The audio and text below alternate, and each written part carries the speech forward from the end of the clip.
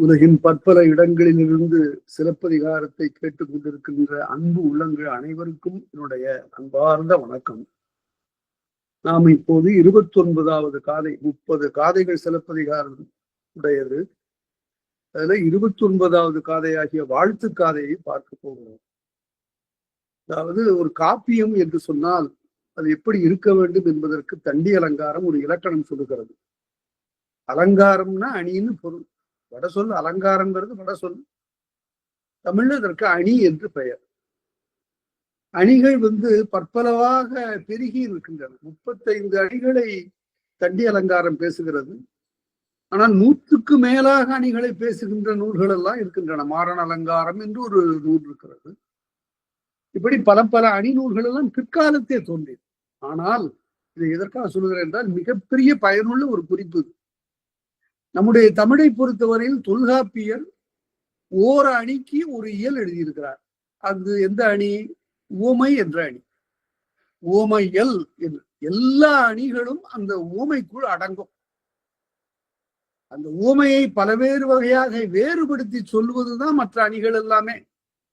பெற்று பொருள் வைப்பு, விவாமனை, ஒட்டு, அதிசயம், தற்குறிப்பேற்றம் எல்லாம் இந்த உவமையினுடைய பல்வேறு வகையான படிநிலை. அதனால ஓமை ஒன்றையே அவர் அணி என கருதினார். அதான் அவர் சொன்னாரு. பிற்காலத்துல பெருக அதனை பெருக்கி பெருக்கி பார்த்தார்கள். அது வடமொழி தாக்கத்தினால சில சமயத்துல அது தமிழுக்கு ஒவ்வாதவற்றை எல்லாம் கூட அணிகள் என்று காட்டிவிட்டார்கள். அது நம்ம தொல்காப்பியனுடைய பெரும் சிறப்பு. வினை, பயன், மெய், உரு என 4 வகை பெற வந்த ஓம தோற்றம் தொல்காப்பியர். அதாவது 4 வகை ஓமைகள். வினை ஓமை, பயன் ஓமை, மெய் ஓமை, உரு ஓமை. உருன்னா நிறம். அருமையாக நீங்க அந்த ஓமையல் படிக்கணும்னா வேறு உரை படிக்க கூடாது. ஓமையலுக்கு யாருடைய உரை படிக்கணும்னா ஓமையலுக்கு மெய்ப்பாட்டியலுக்கு மட்டும் நீங்க பேராசிரியருடைய உரை படிக்கணும். 14ஆம் நூற்றாண்டுல வாழ்ந்த அந்த பேராசிரியர் இருக்கிறார, அவரு எளிய மனிதர் இல்ல. அறிவுல ஒரு பெரிய இமயம். எழுதுனது முழுமையும் கிடைக்கல நமக்கு. அதுல தொல்காப்பியத்துல ஒரு பகுதிக்கு மட்டுமே அவர் எழுதிய உரை கிடைக்கிறது. அது அந்த இயல்ல அவர் சொல்லக்கூடிய செய்திகள் மிக மிக உயர்ந்தவை. ஒரு சோற்று பதம் போல ஒரே ஒரு எடுத்துக்காட்டு நான் உங்களுக்கு சொல்றேன். வறுமை அப்படிங்கிறதுக்கு யாரையாவது பொருள் கேட்டா அல்லது அகராதியை புரட்டி பார்த்தா பொருள் இல்லாமை அப்படின்னு சொல்லுவாங்க. அவருக்கு அது உடன்பாடு இல்லை பேராசிரியருக்கு. அவர் அப்படி விளக்கம் எழுதல. வறுமை என்பதற்கு அவர் என்ன எழுதினார்னா, ஒரு பெரிய முனிவன் இருக்கிறான். எந்த பற்றும் இல்லை அவனுக்கு. உலகம் நன்றாக இருக்க வேண்டும் என்பதுதான். அதனால அதற்காகவே அவன் தவறு செய்கிறான். அவன் கிடைக்கக்கூடிய காய்கனிகளை உண்டு வாழ்வான். அதுவும் இல்லைன்னாலும் பட்டினி கிடப்பான். அதை பற்றி கவலைப்பட மாட்டான். அவன் வறுமையோடு இருக்கிறான்னு சொல்ல முடியுமா? இல்ல. எவன் ஒருவனுக்கு உள்ளத்துல ஆசை இருந்து கையில பொருள் இல்லையோ அதுதான் வறுமை. போகம் தூய்க்க பெறாத பற்றுள்ளம்னார். அருமையான ஒரு தொடர். வறுமை என்பது போகம் தூய்க்க பெறாது. போகம்னா தூய்க்க வேண்டும் என்ற ஆசை, விருப்பம் அது இருக்கிறது, ஆனா பொருள் இல்லை. அதுதான் வறுமை என்று சொன்னாங்க. இப்படியே பல சொற்களுக்கெல்லாம் அருமையாக பொருள் எழுதியிருக்கக்கூடிய உரை பேராசிரியருடைய உரை. அது இப்ப மறுபடியும் அச்சாகி வந்திருக்கிறது. அதனால ஓமையல் மெய்ப்பாட்டியல் இரண்டுக்கும் உரை படிக்கும் போது பேராசிரியருடைய உரையை படிக்க வேண்டும். பெருங்காப்பிய நிலை பேசுங்காலை தண்டி அலங்காரம் சொல்லுகிறது. ஒரு பெருங்காப்பியத்துக்கு என்ன வேண்டும்? முதல்ல தன்னேறில்லாத தலைவன் வேணும். கோவலன் தன்னேர் இல்லாத தலைவனா? உரைகள் உடையவன் தான். ஆனா சிலப்பதிகாரத்தை பொறுத்தவரையில் இது தலைவனால் அமைந்த காப்பியம் இல்லை. இது தலைவியால் அமைந்த காப்பியம், தலைவிக்கென்று அமைந்த காப்பியம். இது சமண சமய காப்பியமா, பௌத்த சமய காப்பியமா, அல்லது சைவ சமய காப்பியமா, வைணவ சமய காப்பியமா என்றால் எல்லாமே இவற்றிலே இடம்பெறுகின்றன. இது இவற்றையெல்லாம் தாண்டி இளங்கோவடிகள் ஒரு புதிய சமயத்தை சமைக்கிறார். அதுதான் பெண்மை சமயம், பத்தினி சமயம், கற்பு சமயம். கற்பு சமயம் என்ற ஒன்றை இதுல அவர் உருவாக்குகிறார். இந்த கருத்தை யாரும் எழுதல பாருங்க. அதுல கவுந்தடிகள் சமண துறவையாக வருகிறார். அந்த அம்மா வந்து வைதீகனாக வருகின்ற மாங்காட்டான் கடுமையா காமூரு தெய்வம் கண்டடி பணிய நீ போ, உன் தெய்வம் வந்து காமம் கொண்ட தெய்வம் என்று திருமாலை அவ படிக்கிறார். அந்த அம்மா படிக்கிறாங்க. மாங்காட்டாந்தனும் அப்படியே திருமாலனுடைய பெருமையை பேசுகிறான். மாடல மறையனும் வைதிக சமயத்தினுடைய பெருமையை பேசுகிறான். பௌத்த சமயத்தினுடைய பெருமையை அங்கங்கிருந்து பல செய்திகள் இடையில வருகின்றன. சாரணர் பேசுகிறார்கள். எல்லாம் பேசினாலும் கூட எல்லாவற்றையும் தாண்டி இந்த சமயவாதிகளை எல்லாம் தாண்டி ஒரு பாத்திரம் இருக்கு. அதுல யாருக்கு அப்படின்னு கேட்டா, எல்லா ஆன்றவிந்து அடங்கிய ஐம்பொறிகளையும் அடக்கி தவம் செய்த கவுந்தியை பார்த்து, அம்மா கொஞ்சம் நிதானமா இருங்கம்மா, இப்படி எல்லாம் சாபம் விடக்கூடாது. நெறியின் நீங்கியோர் நீரலகூரினும் அறியாமை என்று அறிதல் வேண்டும். சில பேர் தவறு செய்தா, தவறா பேசுனா, அதுக்காக அவங்கள பொறுத்து போகணுமே தவிர கடுமையா போய் திட்டக்கூடாதுமா, அப்படியெல்லாம் சாபம் விடக்கூடாதுமா என்று சொல்லக்கூடிய கண்ணகியை எல்லா சமயவாதிகளுக்கும் மேல கொண்டு போய் வச்சுட்டார். அதனால இளங்கோவடிகளுடைய சமயம் எதுங்கிறதுக்கு பல பேர் ஆராய்ச்சி பண்ணி சமணம்னு சொல்றாங்க. பல பேர் அவர் வந்து எந்த சமயத்தையும் சாராத சமய பொறை உடையவர்னு சொல்றாங்க. எல்லாத்தையும் தாண்டியவர் இந்த தமிழ் இனத்தினுடைய பெண்மை அதை ஒரு சமயமாக அவர் உருவாக்கித்தான் இந்த சிலப்பதிகாரத்துல இந்த செய்தி எல்லாருக்கும் போகும். அதனால அவருடைய கொள்கை அதுதான். அதைத்தான் நம்ம இங்க பாக்குறோம். அதுக்காக தான் அவர் கொண்டு போய் தெய்வம் ஆக்கிட்டார். தெய்வமா இருந்தா தானே சமயம்னு ஒத்துக்குவாங்க. தெய்வமா நான் ஆக்குறேன் என்று சொல்லி அதுக்கு செங்குட்டுவன் கொண்டு வந்து இந்த தெய்வ படிமத்தை நிறுவ அந்த கோயில் இருக்கா இல்லையானெல்லாம் ஆராய்ந்து கொண்டே இருந்தாங்க. இளங்கோவடிகள் கட்டிய கோயிலை விடவா பெரிய கோயில் கண்ணகிக்கு வேணும் சிலப்பதிகாரம் என்ற கோயில். அதனால இந்த வாழ்த்துக்காத ரொம்ப அருமையான ஒரு பகுதி. இது என்ன ஆயிற்று, கண்ணு போன இடத்துல கோவலன் மாண்டு விட்டான். நம்முடைய அருமை சூரிய பெண்ணாகிய கண்ணகி அங்கு என்ன ஆனாலோ தெரியவில்லை என்று பூம்புகாரிலே கவலைப்பட்டு கொண்டிருக்கக்கூடிய கண்ணகியினுடைய தோழி தேவந்தியும் அவளுக்கு பக்கத்து தோழியும் செவிலி தாயும் வளர்ப்பு தாயும் ஆகிய 3 பேரும் மதுரைக்கு போனாங்களேன்னு மதுரைக்கு தேடிட்டு வர்றாங்க. என்ன என்ன ஒரு அருமையான துன்பமான செய்தி பாருங்க. இந்த 3 பெண்களும் தேடிக்கொண்டு எங்க கண்ணகியை காணுமே, எங்க கண்ணகி என்ன ஆனான்னு தெரியலையே, கணவன் இறந்து போயிட்டாராமே என்று தேடிக்கொண்டு மதுரைக்கு வந்தா அங்க கேள்விப்படுகிற செய்தி வேறையா இருக்கு. இங்க கோவலன் கொலைப்பட்டு விட்டான், கண்ணகி எப்படி சேர நாட்டுக்கு போய்விட்டாள் என்ற உடனே அங்க போகிற வழியில உடனே மாதரி மகள் ஐயை அடைத்து கொண்டு அவ புலம்பிட்டு இருக்கிறா. அந்த பெண், நான் அந்த அம்மாவோட கூடவே இருந்தன, அந்த அம்மா சமையலுக்கெல்லாம் நான் உதவி செய்தன என்று சொல்லக்கூடிய அந்த ஐயையும் கூடவே அடைத்து கொண்டு நேராக இந்த 4 பெண்களும் அங்கிருந்து வருகிறார். வந்து செங்குட்டுவனை பார்க்கிறார். செங்குட்டுவனை பார்த்து தாங்கள் உடன் வாழ்ந்த அந்த கண்ணகியினுடைய பெருமையை சொல்லுகிறார்கள். அதுல இருந்துதான் தொடங்குது.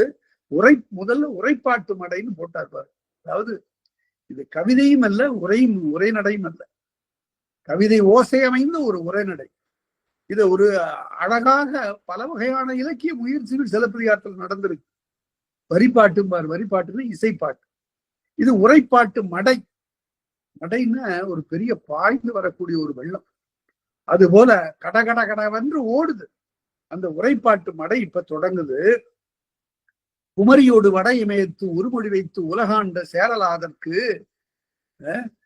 இமயத்திலிருந்து குமரி வரையில ஒரு மொழி வைத்து உலகாண்டு சேரலாதற்குங்கிறதுக்கு பல பேர் தவறா பொருள் சொல்றாங்க. அப்படி பொருள் இல்லை. தமிழை வைத்து ஆண்டான்னு சொல்லக்கூடாது. என்ன, தமிழ்நாட்டுலதான் தமிழ் மொழி, மற்ற நாடுகள் எல்லாம் வேறு வேறு மொழிகள் இருந்தன. ஒரு மொழி வைத்துன்னா ஒரு சொல், அவன் சொல்லுகிற மொழிங்கிறதுக்கு இந்த இடத்துல சொல்லுன்னு பொருள். அது தொல்காப்பியத்தை படித்தா நல்லா தெரியும். மொழி மரபுன்னு சொல் மரபுன்னு பொருள். அது ஒரு மொழி வைத்து ஆணை ஓர் ஆணை இட்டான்னா அது இமயத்திலிருந்து குமரி வரையில செல்லும். அவ்வாறு அவன் காட்டிட்டான் சேரன் செங்குட்டுவன். அதனால குமரியோடு வட இமயத்து ஒரு மொழி வைத்து உலகாண்ட சேரலாதது. உலகுன்னு சொல்லலாமான்னா ஒவ்வொரு பகுதியை உலகு என்று சொல்லக்கூடிய ஒரு வழக்கம் இருக்கிறது. அவளே ஒரு உலகம் அப்படின்னு சொன்னா என்ன பொருள்? அது குறிப்பிட்ட பகுதியில அவளுடைய ஆட்சி நடைபெறுகிறது, அவளுடைய குணங்கள் நிறைந்திருக்கின்றன என்று பொருள். தமிழ் உலகம் என்று சொல்லுகிறோம். அது போல வாசகர் உலகம் என்றெல்லாம் சொல்லுகிறார். இதெல்லாம் ஒரு வழக்கு. குமரியோடு வட இமயத்து ஒருமடி வைத்து உலகாண்ட சேரலாதற்கு நெடுஞ்சேரலாதன் இமயவரம்பன் நெடுஞ்சேரலாதனுடைய மகன் சேரலாதற்கு திகழோடு ஞாயிற்று சோழன் மகளின்ற மைந்தன். இந்த பகுதியெல்லாம் அப்படியே மனசுக்குள்ளார நெட்டூர் பண்ணி வைக்கணும். ஞாயிற்று சோழன், அவனுக்கு சோழனுடைய மகள் தான் சேரலாதனுடைய மனைவி. செங்குட்டுவனுடைய தாய் நற்சோனை. செங்குட்டுவனுடைய தாய் நற்சோனை என்று சோழ நாட்டு இளவரசி. இளங்கோவடிகள் இவ்வளவு கலைப்புலமை பெற்றதற்கு காரணம் தாய் தான் காரணம். தாய் சோழ நாட்டில், சோழ நாட்டுல கலைகள் மலிந்து கிடந்தன. அதனால இளங்கோவடிகள் இளமை காலத்துல சோழ நாட்டுல வந்து தங்கி இருந்து இந்த கலைகள் எல்லாம் பயின்று இருக்க வேண்டும் என்று நாம் உய்த்துணர வேண்டும். அதனால நற்சோனையினுடைய மகன் இந்த இளங்கோவடிகள் செங்குட்டுவன். அதனால செங்குட்டுவன் சோழன் மகளின்ற மைந்தன். அவன் என்ன செய்தான்? கொங்கர் செங்களம் வேட்டு கொங்கு நாட்டிலே சென்று போரிலே வென்றான். அதற்கு பிறகு கங்கை பேரியாற்று கரை போகிய செங்குட்டுவன் கங்கை ஆற்றிலும் போய் வென்றான். கங்கை கரையிலும் போய் அவன் போர் செய்து வென்றான். சினம் செருக்கி வஞ்சியில் வந்திருந்த காலை அவன் சினமிக்கு போரையெல்லாம் முடித்துவிட்டு வச்ச நகரத்திற்கு வந்திருந்த போது வடாரிய மன்னராங்கோர் மடவரலை மாலை சூட்டி உடனிருந்த இருக்கை தன்னில் ஒன்று மொழி நகையினராய். இது ஒரு இடம். கனக விசேர் என்ற வட ஆரிய மன்னர்கள் அப்போது ஒரு மடவரலை மாலை சூட்டி, மடவரல்னா ஒரு பெண், இந்த 2 பேரும் ஒரு பெண்ணை திருமணம் செய்துக்கிறான். இது ஒரு வடநாட்டினுடைய அந்த காலத்தினுடைய நாகரிகம். அதாவது தென்னாட்டு பண்பாடு வேற, வடநாட்டு பண்பாடு வேறன்னு இங்க குறிப்பா காட்டுறார். 2 பேரும் ஒரு பெண்ணை திருமணம். ஓர் மடவரலை மாலை சூட்டி என்று, ஆங்கோர் மடவரலை மாலை சூட்டி. அப்படியே பாரதத்துக்கு போனா தெரியும், 5 பேரை ஒருத்தி மணக்கிறாள். அது போல இது ஒரு மரபு, இது ஒரு பண்டை மரபு அங்க இருந்திருக்கு. அது படிப்படியாக மறைந்தது. இதுல எதுவும் அதற்காக இகழ்ச்சியெல்லாம் பேசக்கூடாது. இது ஒரு காலத்து வழக்கம் அங்க இருந்தது. அது படிப்படியாக மாறி இருக்கிறது. அதே போல அங்கு ஒரு மடவரலை மாலை சூட்டி உடனுறைந்த இருக்கை தன்னில் எல்லாரும் மன்னர்கள்லாம் கூடியிருக்கும் போது அந்த காவானாவின் கனக விசேர் என்ன சொன்னாங்க? ஒன்று மொழி நகையினராய் எல்லாரும் சேர்ந்து சிரித்து எள்ளல் நகை, எள்ளி நகையை ஆடுகின்ற வகையில தென்தமிழ்நாடாளும் வேந்தர் சிறுவேட்டு புகன்று எழுந்து மிந்தவளும் இமையனற்றில் விளங்குவில் பொலி கயல் பொறித்த நாள். அந்த தென்தமிழ்நாட்டிலிருந்து வந்த மன்னர்கள் இமயமலையில புலிவில் கயல் பொறித்தார்களே, அந்த நாளிலே எம்போலும் மன்னர்கள் இங்கு இல்லை. இருந்திருந்தால் அவர்களையெல்லாம் முறியடித்த துரத்தி இருப்போம் என்று காவானாவின் கனக விசேர் பேசினார். நாவை காவாது பேசினார். அதாவது திருவள்ளுவர் ரொம்ப அழகா சொன்னார். உடம்புல இருக்கிற உறுப்புகள்லேயே ஒன்றுதான் தண்ணீரிலேயே கிடக்குது. அது எது? அந்த உறுப்பு எது? தலையில இருந்து கால் வரையில பார்த்தா ஒன்று தண்ணீரிலே ஊறி கொண்டிருக்கிறது. அதுதான் நாக்கு. அந்த நாக்கு சுடும்னா திருவள்ளுவர் நாக்கு சுடுங்கிறார். நாவினால் சுட்ட வடுன்னாரு. அதுவும் அந்த தழும்பு போகவே போகாதான். அதனால கடுமையான சொற்களை மட்டும் யாரிடமும் சொல்லாதீர்கள். ஏனென்றால் அது அவர்களை துன்புறுத்துவது மட்டுமல்ல, காலகாலத்துக்கும் அவனை நினைக்கவே வைத்திருக்கும். போகவே போகாது இந்த பழி. அதனால யாரையும் சொல்லால் சுடக்கூடாது. அது மனதுக்குள் வருத்தம் இருக்கலாம். தமிழ் இலக்கியம் அதுதான் சொல்லுகிறது. ரொம்ப தீமை செய்த ஒரு அரசனை கூட பார்த்து ஒரு புலவன் சொன்னான், சரி நீ நல்லா இருப்பா, நோயினராக என் புதல்வர், நீயும் சரி உன்னுடைய புதல்வர்களும் உன்னுடைய வழிமுறை எல்லாரும் நல்லா இருக்கு என்று சொல்லிவிட்டு போவான். அந்த பண்பாடு தான் தமிழர் பண்பாடு. தமிழருடைய பண்பாட்டு கூறுகள் பல நம்மை சிந்திக்க வைத்தவை. அயல்நாட்டு அறிஞர்கள்லாம் இங்க வந்து இவற்றில மயங்கி இருக்கிறார்கள் ரொம்ப. இந்த எளிய சிற்றூர்ல இருக்கக்கூடிய ஒரு ஆளு இடுப்புல துண்டு மட்டும் கட்டி இருக்கிறான், மேல அணிந்து கொள்வதற்குரிய ஆடையும் இல்லை, அதற்குரிய தேவையும் இல்லாமல் வாழ்கிறான். இதனிடம் இப்படிப்பட்ட பண்புகள் எல்லாம் புரிகின்றனவே என்று வியந்து பாராட்டி எழுதி இருக்கிறார். அதாவது manners and customs of south இந்தியான்னு ஒரு புத்தகம், அப்படியே துபாய் என்று ஒரு பிரெஞ்சுக்கார் அப்படி எழுதியிருக்கிறார். அதனால அப்படி காவானாவினால் பேசினார்கள். அது என்ன ஆயிற்று என்று கேட்டா, இந்த தாயக்கட்டை விளையாடும் போது பார்த்தா தெரியும், கையில வைத்துக்கொண்டு அந்த தாயத்தை உருட்டுவாங்க. அது சில சமயத்துல கட்டையாவும் இருக்கும், உருண்டையாவும் இருக்கும், எத்தனை எண்ணக்கூடிய வகையில இருக்கும். அது கையால உருட்டுனா அப்படி லேசா உருளக்கூடிய ஒரு தாயக்கட்டைய, மணிவட்டைன்னா ஒரு மணியாக விளங்குகின்ற ஒரு காய், அத குளிர் கொண்டு ஒரு தடியால் அடிச்சா அது வேகமா ஓடும்ல, அது போல அமைதியா இருந்தான் சேரன் செங்குட்டுவன். அவனை இந்த மாதிரி சொல்லால சுட்ட உடனே அவன் என்ன செய்தான் என்றால், உருள்கின்ற மணிவட்டை, அது இயல்பாகவே உருள்கின்றது, அதை போய் குனில் கொண்டு ஒரு தடி கொண்டு தாக்கணும்.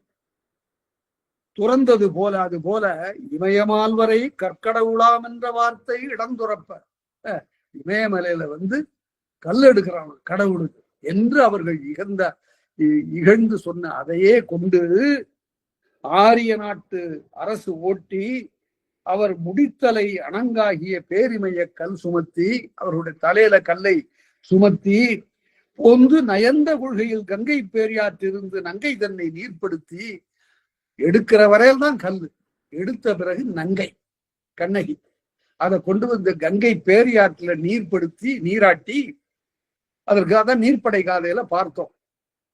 நீர்ப்படுத்தி சினந்தரு வெம்மை நீங்கி கோமவுடன் குணமெனும் குன்றேறி நின்றார் வெகுளி கணமேயும் காத்தல. திருக்குறளுக்கு 2 பொருள் இருக்கு.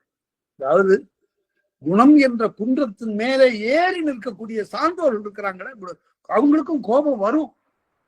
மனிதன் கோபம் வரத்தான் செய்யும். ஆனால் அந்த கோபம் அவர்களிடம் தங்காது.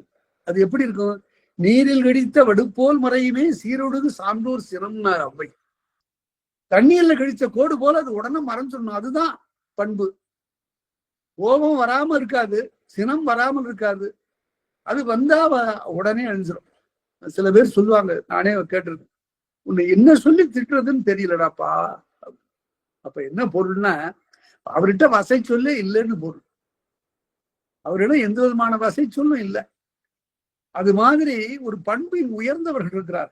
அது மாதிரி மனிதர்களை நாம தேடி பார்த்தா வியப்பாக இருக்கு. பல பேரை நாம பார்க்கிறோம், சில பேரிடம் நம்முடைய உள்ளம் பறி கொடுக்கிறோம் என்றால் அந்த பண்பு காரணம். அது மாதிரி அந்த சினம் தீர்ந்தது செங்குட்டுவனுக்கு.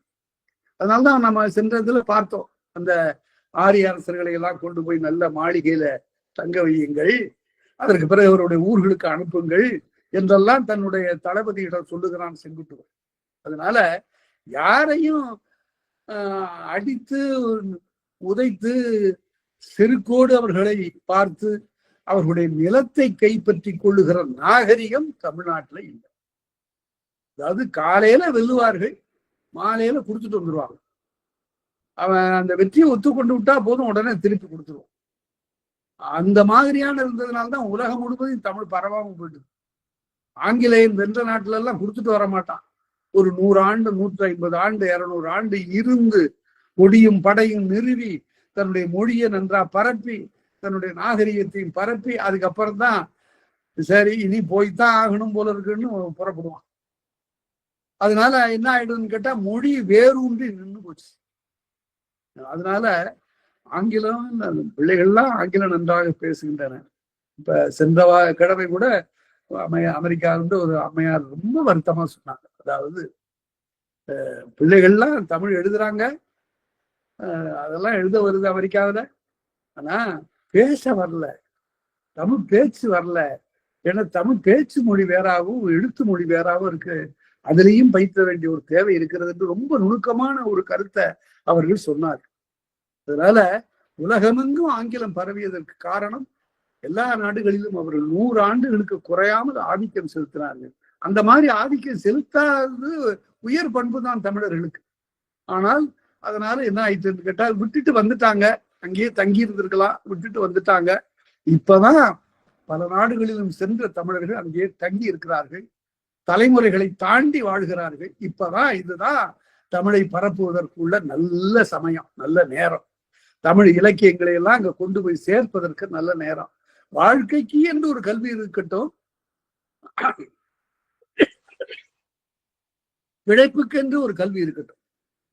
பிழைப்புக்கென்று ஒரு கல்வி இருப்பதில் பிழை இல்லை. பொறியியலராக இருக்கலாம், மருத்துவராக இருக்கலாம், வேறு வேறு படி செய்யலாம். எப்படி செய்தாலும் அவர்களுடைய வீட்டு மொழியாகவும் வாழ்க்கை மொழியாகவும் அவர்களுடைய நெறியை செல்ல வேண்டிய நெறியை தீர்மானிக்கக்கூடிய மொழியாகவும் தமிழ்.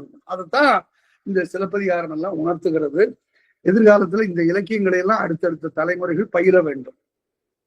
வஞ்சிமா நகர் புகுந்து இளவரசர் நீழ்முடியால் பலர் படிமம் காட்டி எல்லாரும் வணங்கக்கூடிய கண்ணகியினுடைய படிமத்தை செங்குட்டுவன் காட்டினான். தடமுறை பூசலாட்டியை கடவுள் மங்கலம் செய்த பின்னால் அத்தகைய கண்ணகியை பூசலாட்டி பூசல் செய்தவள், அதாவது மதுரையிலே மிகப்பெரிய ஆவாரத்தை உண்டாக்கினார். ஒரு வழக்கை பூசல்னு வழக்கை செய்தவள். அவளை கடவுள் மங்கலம் செய்த பின்னால் கண்ணகிதன் கோட்டத்து மன்னரசர் திரை கேட்பொழி உட்கார்ந்து, சரி எந்தெந்த மன்னர்கள் திரை கொண்டு வந்திருக்கிறார்கள், யார் யார் வரல என்றெல்லாம் கேட்கிறான். அப்படி கேட்கின்ற காலத்துல சில செங்கையில் நீருமிழ பொடியாடிய கருமுகில் தன் புறம்புதைப்ப அறம்படித்து கோவலந்தன் வினையுறுத்து, உடனே அந்த கண்ணகி அங்கே பட்ட துன்பத்தை எல்லாம் அலம் வந்த மதிமுகத்தில் சில செங்கையில் நீருமிழ பொடியாடிய கருமுகில் தன் புறம்புதைப்ப அறம்படித்து கோவலந்தன் வினையுறுத்து குருமகனால் கொலை உண்ண.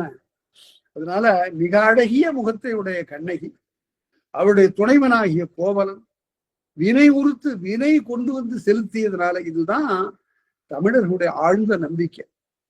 நமக்கு வரக்கூடிய கேட்டிற்கு பிறர் காரணமே இல்லை, அது அவர்கள் தந்தது இல்லை. தீதும் நன்றும் பிறர் தர வாரா, இதற்கு நானே காரணம், இது என்னுடைய ஊழ்வினை. இந்த நம்பிக்கை என்ன ஆயிற்றுன்னு கேட்டா, இது தமிழர்களுடைய கருத்து, நான் சொல்லல. டாக்டர் ஏஎல் பேஷம் என்ற ஐரோப்பியர் எழுதுகிறார். இந்த நம்பிக்கை தமிழர்களுடையது. இது இருந்த வரையில யாரும் தப்பு செய்யல. தீதும் நன்றும் பிறர் தர வாரா, பழி வாங்கல. என்ன ஆயிற்று, ஏஎல் பாஷம் அந்த கருத்தை எழுதும் போது, அந்த புத்தகத்தையும் நீங்க எப்பயாவது வாய்ப்பு கிடைத்தா பாருங்க, நான் அதை பொன்னே போல் அந்த புத்தகத்தை போற்றுகிறேன். ஆஸ்திரேலியாவில வரலாற்று பேராசிரியராக இருந்த ஏஎல் பாஷம் எழுதுகிறார். அது ஒரு கட்டுரை தொகுப்பு போட்டார் அவர். அதுல ஹிந்துயிசம்னு ஒரு தலைப்பு. எழுதுகிறவர் யாரு, டாக்டர் ராதாகிருஷ்ணன், சர்வப்பள்ளி ராதாகிருஷ்ணன் என்ற இந்திய குடியரசுத் தலைவர் எழுதுறாரு. அதுல எழுதும் போது அவர் எழுதுறாரு, வேதங்களில் இந்த உடம்பை விட்டு உயிர் போன பிறகு எங்கே போகிறது என்று சொல்லப்படவில்லை, அது அவர்களுக்கு தெரியவில்லை, ரிக்வேதத்துல இல்ல. உடம்பை விட்டு உயிர் போகிறது, சரி, எங்க போகுதுன்னு தெரியல. ஆனால் தமிழ் நூல்கள்ல என்ன சொல்லிட்டான்னா, அத ராதாகிருஷ்ணன் அதோட நிறுத்திட்டார். அந்த இடத்துல புள்ளி வச்சு அந்த நூலை தொகுத்த டாக்டர் ஏஎல் பேஷம் எழுதுகிறார், உயிர் எங்க போகிறது என்பது ஒரு ஆராய்ச்சி தான். அதை முதலாக பிருகதாரண்ய உபனிஷதம் என்ற சமஸ்கிருத நூல்ல காசி அரசனுக்கு கௌதமன் என்ற முனிவன் பாடம் சொல்லுகிற போது, அப்பா தம்பி கேட்டுக்க, இந்த உயிர் போவதை பற்றி நம்முடைய நூல்கள்ல செய்தி இல்லை, ஆனால் வேறு ஒரு இனத்தவர்கள் ஒரு நம்பிக்கை கொண்டிருக்கிறார்கள், உயிர் மறுபிறப்பு அடைகிறது என்று அவர்கள் நம்புகிறார்கள், அந்த கருத்தையும் நீ வைத்துக்கொள் என்று அந்த அரசனுக்கு அவன் பாடம் சொன்னான். இந்த செய்தி எடுத்துட்டு, இது இந்தியாவினுடைய கடைக்கோடியில் இருக்கக்கூடிய தமிழர்களுடைய கருத்தாகும். இந்த நம்பிக்கை ரொம்ப, இது நல்லதோ கெட்டதோ உண்மையோ பொய்யோ அதெல்லாம் தள்ளிடுங்க, அந்த ஆராய்ச்சி வேணாம். அந்த நம்பிக்கை இருந்த வரையில அவன் ஒவ்வொருவனும் ஒழுங்கா இருந்தான். ஏப்பா தீமை செய்தா இதை நாம அனுபவிக்கிறாப்ல வருப்பா. திருவள்ளுவர் அதை சொன்னார். தன்னுடைய நிழல் அவன் ஒருவனை பிரியாமல் இருப்பது போல அவனவன் செய்கின்ற வினை அவனுடைய அடியிலே உறையும் என்றார். இந்த கருத்து தமிழர்களுக்கு உரிய கருத்து. இதை ஏஎல் பேஷம் எழுதினார். நாம் எழுதினா குறை சொல்லி விடுவார்கள், அவர் ரொம்ப ஆராய்ந்து எழுதினார். இந்த புத்தகத்துக்கு பேரு தி கல்ச்சுரல் ஹிஸ்டரி ஆஃப் இந்தியா. அது கட்டுரைகளுடைய தொகுப்பு. அதுல அவர் தான் தொகுத்திருக்கிறார், பல குறிப்புகள் எழுதியிருக்கிறார். அத வாய்ப்பு வரும்போது நீங்கள் படிக்கலாம். சரி, இவ்வாறு வினை உறுத்து குருமகனால் கொலை உண்ண கோவலந்தன் இடம் சென்ற கண்ணகி தன் கண்ணீர் கண்டு மன்னரசர் பெருந்தூண்டல் உண்ணீரற்று உயிரிழந்தமை மாமறையோன் வாய்க்கேட்டு. இந்த செய்தியெல்லாம் மாடலன் என்ற மறைவோன் வந்து சொன்னான். இப்படியெல்லாம் நடந்தது என்று செங்குட்டுவனிடம் சொன்னான். வாய்க்கேட்டு மாசாத்துவான் தான் துறப்பவும், மாடலன் சொன்னதை கேட்டு மாசாத்துவான் என்ற கோவலனுடைய தந்தை இறந்தான். தான் துறப்பவும் அவன் துறவடைந்தான். மனைக்கிடத்தி உயிரிழப்பவும் அவனுடைய தாய் உயிரிழந்தாள். ஏழை மற்றவர்கள் எல்லாம் கூட பெருந்துன்பம் எய்தி காவற்பெண்டும் அடித்தோழியும் கடவுள் சாத்தனுடன் உறைந்த தேவந்தியும் இந்த 3 பேரும், இந்த 3 பெண்களும் புறப்பட்டு சேயிழையை காண்டும் என்று கண்ணகியை பார்க்கலாம் என்று மதுரை மாநகர் புகுந்து முதுரா முலைப்பூசல் கேட்டு அங்கு அடைக்கலம் இழந்து உயிரிழந்த இடைக்குல மகளிடம் எய்தி மாதரியினுடைய வீட்டுக்கு போய் அவளுடைய மகள் ஐயையை பார்த்து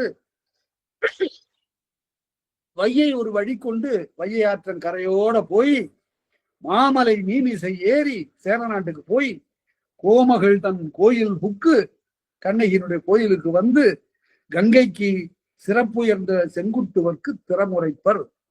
அப்ப அங்கிருந்து வந்து செங்குட்டுவனுக்கு நடந்ததெல்லாம் அவர்கள் தங்கள் பக்கம் நடந்ததெல்லாம் சொல்லுகிறார்கள். முதல்ல தேவந்தி பேசுகிறார். இந்த தேவந்தி என்பவள் யார்? கணாத்திரம் உரைத்த காதையில பார்த்தோம். கண்ணகி ஒரு கனவு காணுகிறார். அம்மா தேவந்தியே, தோழியே, நான் ஒரு கனவு கண்டேன். நானும் என் கணவனும் ஏதோ ஒரு புதிய இடத்திற்கு போகிறோம். அங்கு ஒரு பழியை இடுதேள் இடுவது போல, பொய்த்தேள் இடுவது போல எங்கள் மீது போடப்பட்டது. அதனால் அந்த துன்பத்தை கண்டு நான் மிகவும் அலர்ந்தேன். அதனால் நான் மிகப்பெரிய இன்னலுக்கு ஆன இந்த இதெல்லாம் சொல்லுகிற போது தேவந்தி சொன்னாள், நீ கணவனை பிரிந்திருக்கிறாய், அதனால்தான் இந்த கனவு வருகிறது.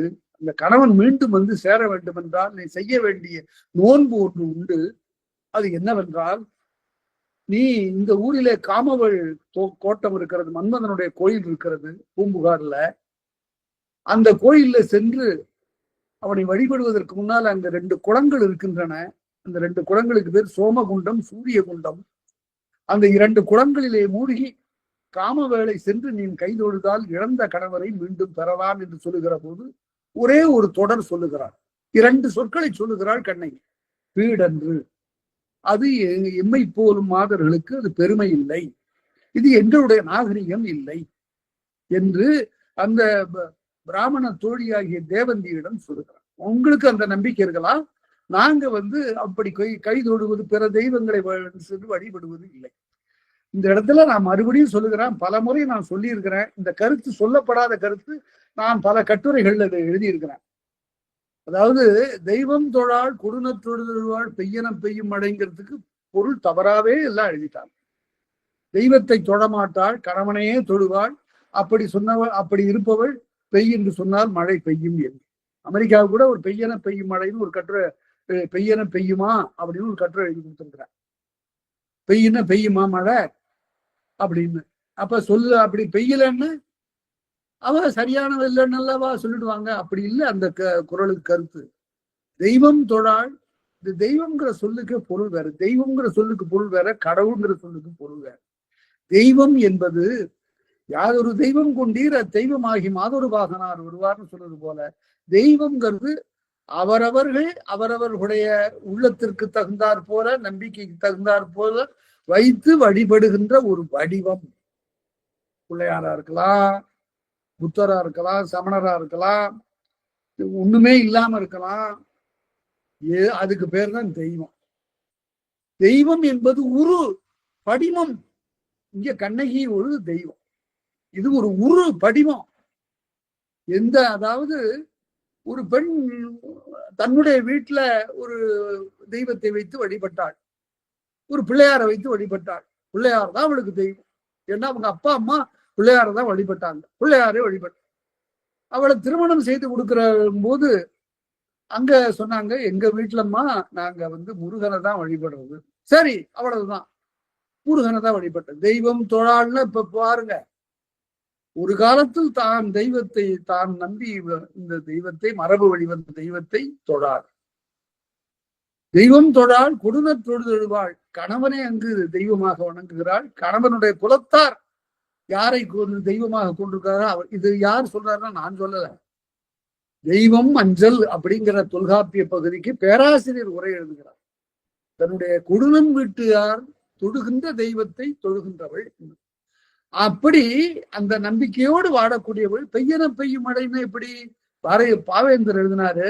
அப்படிப்பட்ட பெண் இருக்கிறாள, அவள் மழை பெய்யென்று சொன்னால் பெய்கின்ற மழையை போன்றவள்னு அதை ஓமையாக்கினார். அவளை போல பயனளிக்கக்கூடிய, உடனே பயனளிக்கக்கூடிய ஒரு வகையில செயல்படக்கூடியவள் ஆற்றல் உள்ளவை இல்லைன்னு சொன்னார். இருந்தாலும் கூட அது இலக்கிய மொழியாகவே கொண்டு அப்படிப்பட்ட ஆற்றல் உடையவள் என்று சொல்லுவதில் பிழை இல்லை. ஆகவே அந்த மாதிரியாக அவர் தேவந்தி வேறு ஒரு வைதிக சமயத்தவர். வைதிக சமயத்து நம்பிக்கை இதுல எல்லாருக்கும் அவங்க சொல்றேன், ஒரு நல்ல பயனுள்ள ஒரு நூல். இந்த இந்திய நாட்டினுடைய சமயங்களை எல்லாம் நாங்கள் புரிந்து கொள்ள வேண்டும். ரொம்ப எளிமையா இருக்கணும். ஒரு 10வது வகுப்பு படிக்கிற பையன் படிச்சா கூட விளங்கணும் அப்படின்னா ஒரு புத்தகம் இருக்குது. அது மிக அருமையாக பழனியப்பா பரதாசனால வெளிப்பட்டு, அது இந்திய சமயம் என்ற அந்த ஒரு நூல். அது அடுத்த வகுப்புல உங்களுக்கு அந்த புத்தகத்தை நான் அதனுடைய முகவரியா அது இதெல்லாம் தர்றேன். மிக எளிமையாக நடுவு நிலைமையோட வைதிக சமயம், அதற்கு பிறகு சைவ சமயம், வைணவ சமயம், பௌத்த சமயம், சமண சமயம், ஆசீவக சமயம், சித்தாந்தம் எல்லாவற்றையும் எழுதியிருக்காரு. இந்த புத்தகம் ஒரு காலத்துல அச்சோடு ஆகாம நின்று போச்சு. பிறகு நான் போய் ரொம்ப வற்புறுத்தி இந்த நூல் வேண்டும் எல்லாருக்கும். இது ஒரு நடுவு நிலைமையோடு எழுதப்பட்ட ஒரு நல்ல நூல். அதனால இதை வேண்டும் என்று சொல்லி அதற்கு பிறகு மறுபடியும் இப்ப பதிப்பித்து வழக்கில் இருக்க அந்த புத்தகத்தினுடைய விவரங்கள் நான் அடுத்த வகுப்புல உங்களுக்கு சொல்றேன். இப்ப அந்த தேவந்தி சொல்றார், முடிமன்னர் மூவரும் காத்தோம்பும் தெய்வ வடவேறு இமயமலையில் பிறந்து. யாரு? கண்ணகி எங்க பிறந்தாளா? முடிமன்னர் மூவரும் காத்தோம்பும் தெய்வ வடவேறு இமயமலையில் பிறந்து கடுவரல் கங்கையில் புனலாடி, கங்கையில நீராடி போந்த தொடிவளை தோழின்னு சொல்றா பாரு. தோளை உடையவள். அப்படி அங்கே நீராடி வந்த அந்த தோளை உடைய அந்த கண்ணகியாகிய உனக்கு தோழினான் கண்டீர். உன்னுடைய தோழி நான் தேவந்தி. சோனாட்டார் பாவைக்கு தோழி நான் கண்டீர். சோனாட்டிலே இருந்து வந்த கண்ணகிக்கு நான் தேவந்தியாகிய தோழின்னு தன்னை அறிமுகப்படுத்தி கொண்டாள். உடனே அங்க காவற்பெண்டு சொல்லுகிறாள். உடனே மடம்படு சாயலாள். இது ஒரு அருமையான ஒரு இடம். மடம்படு சாயலாள் மாதவி தன்னை கடம்படாள். கடம்படாள்னு கடம்னு சினம், கோப சினம்படா. மாதவி மேல கொஞ்சம் கூட கண்ணகிக்கு சினமே இல்லை. தன்னுடைய கணவனை கவர்ந்து கொண்டாள் என்று அவள் நினைக்கல. ஏன் தீதும் என்றும் பிறர் தர வாரா, அதுதான் இது என்னுடைய ஊழ், என்னுடைய விதி என்று அவள் கருதியில்லை. மடம்படு சாயலாள். மடப்பத்தை தன்னுடைய குணமாக கொண்ட மாதவி அவளை கடம்படாள். காதற் கணவன் கைப்பற்றி குடம்புகா கோவர் கொடுங்கானம் போந்த கணவனோடு கையை பற்றி கொண்டு குடம்புகா கூவல்னு கிணறு. சேர நாட்டுல, அது பாண்டி நாட்டுல ஒரு காலத்துல மழை இன்மையினால கிணறெல்லாம் வற்றி போச்சு. கிணறு எப்படி இருக்கும்னு கேட்டா, குடம் உள்ளார புகாது, அவ்வளவு குறுக்கமா இருக்கும். குடம்புகா கூவல். அவ்வளவு சிறிய பாத்திரத்தை விட்டுதான் உள்ளார தண்ணி எடுக்கணும். அந்த மாதிரியான பாண்டி நாட்டுல இது எப்படி தெரிகிறதுன்னு கேட்டா, குடகுலவியனார் என்ற ஒரு புலவர் புறநானூற்றுல பேசுறாரு. பாண்டிய அரசன்ட்ட போய், என்னப்பா நீ நிறைய யாகத்தெல்லாம் வளர்த்துக்கிட்டு இருக்கிறீ, இந்த யாகம் செய்தா மழை பெய்யாதுப்பா, தண்ணீரை பாதுகாத்து பயன்படுத்தணும். பாண்டி நாடு எப்படி இருக்குன்னா, மேட்டுல இருந்து மழை பெய்யுது, கிடுகிடுன்னு ஓடி போய் கடல்ல கலந்து போகுது. அதனால இந்த தண்ணீரை மழை பெய்யுற காலத்துல தடுத்து அங்கங்க ஏரியும் குளவுமாக வெட்டி பள்ளங்களை அதுல கொண்டு போய் தண்ணீரை சேர்த்து வைத்தீங்கன்னா அது பயன்படும். மழை 3 மாதத்துக்கு தான்ப்பா பெய்யும், எல்லா காலத்திலயும் மழை பெய்யாதுல. பெய்த மழை நீரை நீ சேமிக்கணும். தட்டோரம்மை இவன் தட்டோரன். தடுத்து நிறுத்தியவன் தான் மனிதன். மழை நீரை தடுத்து நிறுத்தி அதனை சேமித்து வைக்க தெரியாதவன் அரசன் இல்லை என்று அவனுக்கு அறிவுறுத்தினான். அது போல இங்கேயும் இந்த மாதிரி பாண்டி நாட்டுல குடம்புகா கூவர், அந்த கணவனுடைய கைப்பற்றி கானகம் போந்து உடம்புகா கூவர் கொடுங்கானம் பூந்த அந்த காட்டுல அப்படிப்பட்ட கிணறுகள்லாம் இருந்தது. அதன் வழியா போய் படம்பெரும் கண்ணிக்கு தாயர் நான் கண்டீர், அந்த அகன்ற பெரிய கண்களை உடைய கண்ணகிக்கு நான் தாய், நான் வளர்ப்பு தாய், நான் செவிலி. தன்புகார் பாவைக்கு தாயர் நான், புகாரிலே பிறந்த அந்த கண்ணகிக்கு நான் தாய் என்று அவள் தன்னை அறிமுகப்படுத்திக் கொண்டாள். தற்பயந்தாட்கு இல்லை, அடித்தோழி சொல்றா உடனே அவ ஒரு தோழி. தற்பயந்தாட்கு இல்லை, தற்பயந்தாள்னா தாய்க்கு இல்லை, தன்னை புறங்காத்த எப்பயந்தாட்கும் எனக்குமோர் சொல்லில்லை. தன்னை பெத்த தாய்க்கும் சொல்லல, எனக்கும் ஒரு சொல்லல. கற்பு கடம்பு உண்டு காதலன் பின்போன்று நள்ளிரவுல எங்களை எல்லாம் விட்டுட்டு ஒரு சொல்லும் எங்களிடம் சொல்லாம புறப்பட்டு போயிட்டா. ஒற்றோடி நங்கைக்கு தோழி நான் கண்டீர், அந்த கண்ணகிக்கு நான் ஒரு தோழி, பூம்புகார் பாவைக்கு தோழி நான் கண்டீர் என்று உடனே தேவந்தி மறுபடியும் சொல்றா, அழுகிறா, ஆற்றாது அழுகிறார். செய்தவும் இல்லாதேன், நான் தவம் செய்யல, தீக்கணா கேட்ட நான், தீய கனவை நான் கேட்டேன், எய்த உணராது இருந்தேன். அப்ப எனக்கு என்ன நடக்க போகுதுன்னு தெரியல எனக்கு. மற்ற என் செய்தேன், நான் என்ன செய்யறது? மொய்குழல் முங்கை முளைப்பூசல் கேட்ட நாள், மதுரையில் நடந்த செய்தியை நான் கேட்டேன். அவ்வை உயிர் வீவும், அவ்வைன்னா கண்ணகியினுடைய தாய், கண்ணகி தாய் இறந்தார். ஐயோ அவ்வை உயிர் வீவும் கேட்டாயோ தோழி, அவ்வையினுடைய அந்த கண்ணகியினுடைய தாய் உயிரை விட்டாலே அந்த செய்தி தெரியுமா? அம்மாமி கோவலனுடைய தாய், கோவலனுடைய தன்வீவும் கேட்டாயோ தோழி, அதையும் நீ கேட்டாயா? 2 பேரும் இவ்வாறு இறந்து போய்விட்டார்கள். உடனே காவற் பெண்டு மறுபடியும் சொல்லுகிறாள் செவிலி, கோவலன் தன்னை குருமகன் கோள் இழைப்ப, குருமகன்கிறது இங்க பொற்கொல்லன், ஒரு பொற்கொல்லன் கோள் சொல்லி அவனுடைய உயிரை வவ்வ, காவலன் தன் உயிர் நீத்ததுதான் கேட்டேங்கி, காவலன் உயிரை விட்டான். அதை கேட்டு ஏங்கி சாவதுதான் வாழ்வென்று தானம் பல செய்து, வாழ்க்கையே சாவதுக்கு தான் வந்திருக்கிறோம் என்று சொல்லி மாசாத்துவான் தந்துரவும் கேட்டாயோ. கோவலனுடைய தந்தை அவன் துறவி ஆயிட்டான், தாய் இறந்து விட்டா, அவன் பெண், அவளுடைய தாங்கல, அவ இறந்து விட்டா. இவ சாவுதான் இந்த வாழ்க்கையில இருக்க, இப்படி போயிட்டானே என்று சொல்லி தன்னுடைய மகன் இறந்ததற்காக வருந்தி அவன் துறவு பூண்டான். மாசாத்துவான் துறவும் கேட்டாயோ அன்னை, மாநாயகன் தன் துறவும் கேட்டாயோ. அதே போல கண்ணகியினுடைய தந்தையும் துறவு கொண்டான் என்று இந்த செய்தியெல்லாம் சொல்லுகிறார்.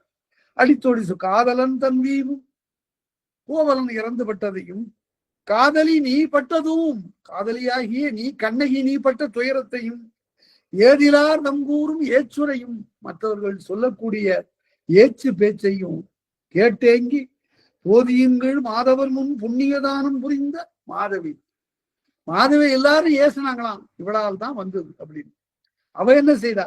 மாதவி தன் துறவும் கேட்டாயோ, அவளும் துறவியாயிட்டான் என்று தேவந்தி. அப்போது மாதரியினுடைய மகள், மாதரி அடைக்கலம் கொடுத்தவர், அடைக்கல காதையில பார்த்தோம்.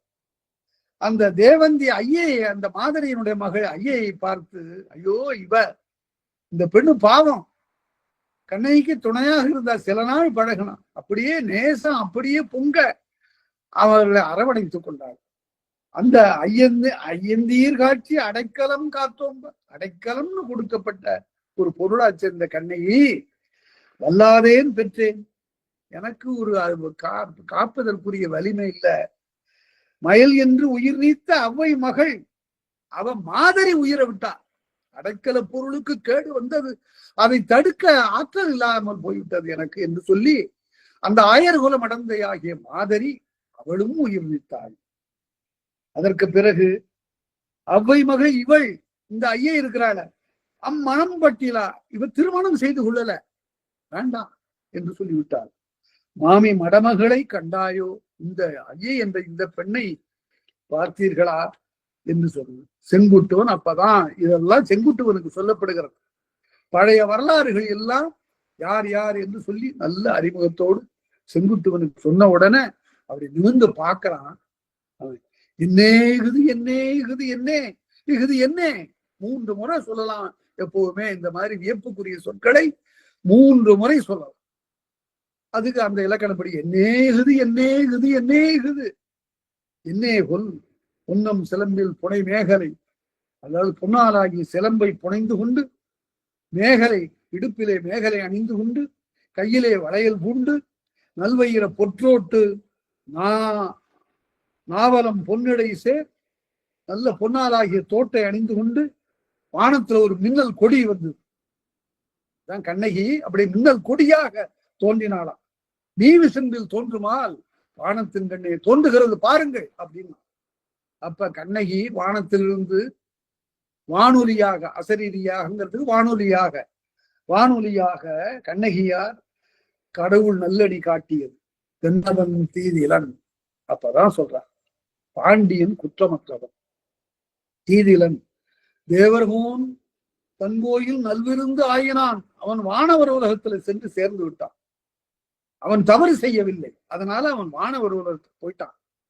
நான் அவன் தன் மகள் கண்ணகியாகிய நான் பாண்டிய நெடுஞ்செழியனுடைய மகள் வெண்வேலா. அதாவது பிழை பொறுத்தல்ங்கிறதுக்கு இதை விட உச்சம் வேற ஒன்றும் இல்லை. யார் செய்த பிழையும் பொறுக்கக்கூடிய பண்பு வருவதற்கு காரணம் அது நான் செய்த ஊழ்வினை என்ற அந்த நம்பிக்கை தான். வெண்வேலான் குன்றில் விளையாட்டு யானார். அவனுடைய குன்றத்துல நான் எப்போதும், இந்த சேரநாட்டினுடைய குன்றத்துல நான் எப்போதும் இங்கே இருப்பேன், விளையாடி கொண்டிருப்பேன். இன்னூரும் தோழி நீர் எல்லீரும் பொம்மல்ல, எல்லாரும் வாருங்கள், என்னோடு வாருங்கள் என்று கண்ணகி கூறியதாக அவ்வாறு வானிலிருந்து ஒலி புறப்பட்டது. வஞ்சி மகளிர், வஞ்சீர் வஞ்சி இடையீர், வஞ்சி நாட்டு பெண்களா சொல்லுகிறார்கள். வஞ்சி கொடி போன்ற இடையுடையவர்களே, மரவேளான் பஞ்சடி ஆயத்தீர். பஞ்சடின்னா இந்த செம்பஞ்சு மாதிரி மென்மையான பாதங்களை உடைய பெண்களே. இது முன்னாடியே நாம பார்த்தோம். பரற்பகை உடந்த நோயோடு சிவனி மருந்து நாயினாவி பெருந்தது சீரடின்னு சொல்வார் முடத்தாம கண்ணியார் புறநராற்றுப்படையில. அதாவது இந்த விரலி பாலை நிலத்துல நடக்கும் போதெல்லாம் பரற்கற்களோட இந்த கால் தேஞ்சி கொப்பனம் எல்லாம் புறப்பட்டு அது உடைஞ்சி தண்ணீர் ஊத்துதல் இருந்து அது எப்படி இருக்குன்னு கேட்டா, ஓடி இழைத்த நாய் அதனுடைய நாக்கில இருந்து அப்படி தண்ணி சொட்டுமா, அது போல ஒரு பெண் முடத்தாம கண்ணியார் என்ற பெண்பார் புலவர் அழகா பாடுறார். அதே போல கண்ணகியும் அவளுடைய நடந்து பார்த்து அவருடைய காலடிகள்லாம் சோர்ந்து விட்டார். முன்னாடியே பார்த்தோம். பூம்புகாரே எல்லையை விட்டு நீங்குவதற்கு முன்னாடி மதுரைக்கு வந்துட்டோமான்னு கேட்டவள் அவ. மதுரை மூதூர் யாரு, முதுராக்கிழமை முள்ளையீர் இலங்க மதுரை மூதூர் யாதன கேட்டா. உடனே நாரை கூந்தல் நனித்தீரன் பக்கம்தான் அப்படின்னு சிரிக்கிறான். வேதனையோடு சிரிக்கிறான். கொஞ்சம் தூரம் தாம்மா நடந்து வா என்று சொல்லுறான். அது மாதிரி நெல் அடியை உடைய மகளிர் எல்லாம் சேர்ந்து எல்லீரும் நம்மெல்லாம் எல்லாரும் வாருங்கள், உங்கையிற் கூடற் பதிசெதைத்து கோவேந்தை செஞ்சிலம்பால் வென்றாளை பாடுவோம். சிலம்பாலே வென்ற அந்த பாண்டியனை வென்ற அந்த பெண்ணை நாம் பாடுவோம். தென்னவன் தன்மகளை எல்லாரும் உடனே அங்கீகாரம் கொடுத்துட்டாங்க, ஏற்பு கொடுத்துட்டாங்க. பாண்டியன் என் மகன், பாண்டியனுடைய மகள் நான் சொன்னா கண்ணகி. உடனே தென்னவன் தன்மகளை பாடுதும் போப்பல்ல, அந்த பாண்டியனுடைய மகளை நம்ம எல்லாரும் பாடுவோம்.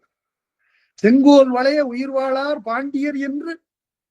செங்கோல் வளைந்தா பாண்டியர் உயிர் வாழ மாட்டார்கள். என் முதற் பிழைத்தது, நான் தான் என் ஆளு இந்த குடும்பத்திலே தப்பு செய்தவர் என்று பாண்டியன் சொன்னான்.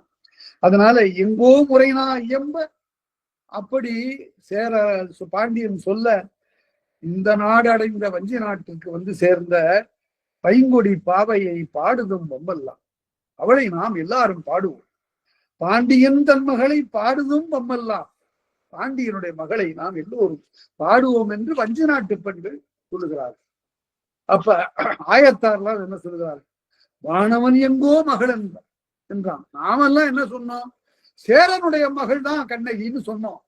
அதனால்தான் தெய்வமாக ஆக்கி பார்க்கிறோம்.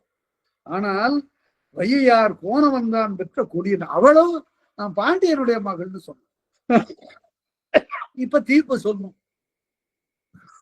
நாம நம்முடைய அரசனுடைய மகள்னு சொன்னோம், கண்ணகியும் நாம் பாண்டியனுடைய மகள்னு சொன்னா, அதனால வானவனை வாழ்த்துவோம் நாமாக, நாம சேரனை வாழ்த்துவோம், வையையார் கோமானை வாழ்த்துவாள் தேவமகள், அவ பாண்டியனை வாழ்த்துட்டோம். ஆக 2 வேந்தர்களையுமே வாழ்த்துவோமாக என்று அப்ப வாழ்த்து தொடருது.